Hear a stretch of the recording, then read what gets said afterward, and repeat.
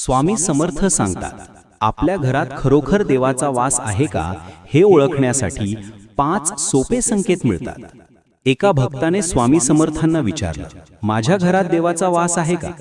स्वामी महाराज शांतपणे हसले आणि म्हणाले, बाळा, देवाचा अंश घरात आहे की नाही हे या 5 गोष्टींनी कळतं. पहिला संकेत, सद्भावना आणि प्रेम.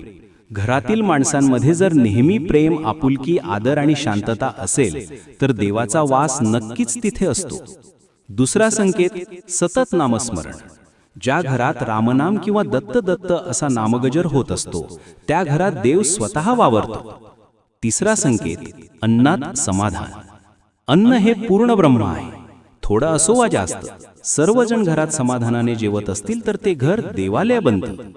चौथा संकेत, अतिथीचा आदर सत्कार. ज्या घरात आलेल्या पाहुण्याला अतिथी देव मानून